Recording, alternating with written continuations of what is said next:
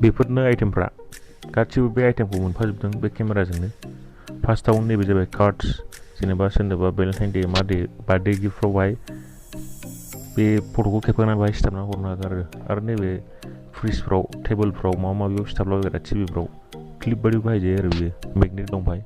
आरो नैबे जाहैबाय फट' फ्रेम, बेहाय फट'खौहाय ओरै उनजोंहाय थ्रोब सोनानै ओमफ्राय नैबे बे स्टेन्डखौहाय खेवनानै बेखौ ओरै फसंनानै दोनजायो आरोखि बेबायदि फसंनानै दोनजायो।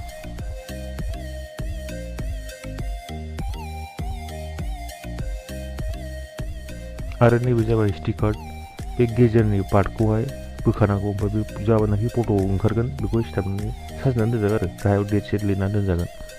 बिराद गोबां मोनफायो बेजों लोगोसे।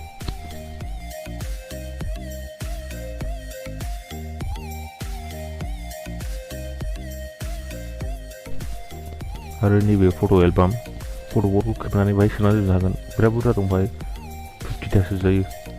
ओरै फारसे मोननै ओरै फारसे मोननैसो जायो। बे स्केचपेनजों नों मेम'रिसफोरनि थाखाय डेट आरो नामफोर लिरनानै दोनजागोन।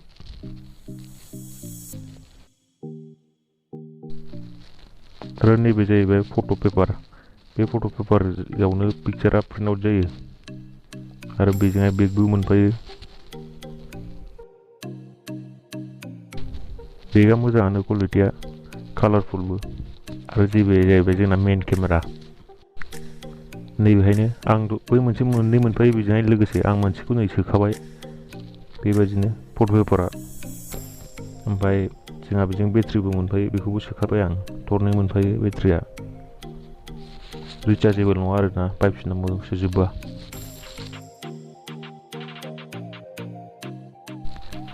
केमेराया मोजाङानो, बिराद स्टाइलिश नुयो, ओरैनो माने साइज गोनां आरो। ओमफ्राय नैबे जोंहा मड दङ, बेफोर ल' लाइट, सानलाइट आरो डार्क वेदार, अखा हानाय वेदार, बिदिनो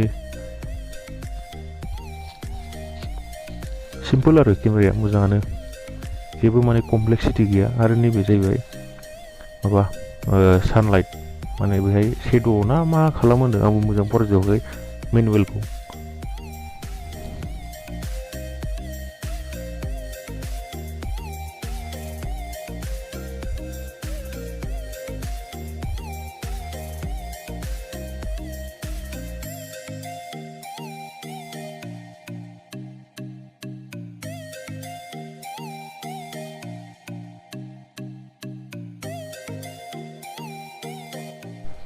फट'आ बारा मोजां ओंखारा, खिन्थु जासाबो आरोखि ना, ओरैनो मेम'रिसफोरनि थाखाय इनस्टेन्ट फट' नांगौबा प्रिन्ट आउट।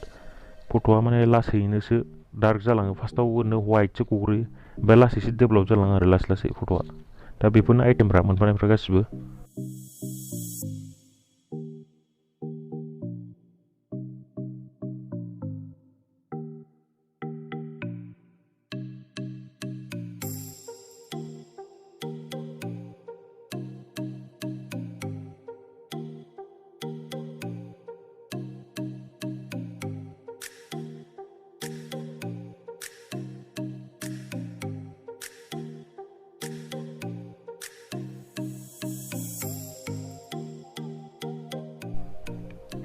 फट'फ्रा डेभेलप जानो टाइम नांगौ, नै लासै लासै डेभेलप जालांबाय, डार्क नुबाय, बेनो आरोना। इनस्टेन्ट फट' नांगौबा 5 मिनिटनि आन्दारावनो रेडि जायो मेम'रिसफोरनि थाखाय। बिदिनो मोजां बुस्थुआ। थेंक इउ, लाइक खालाम।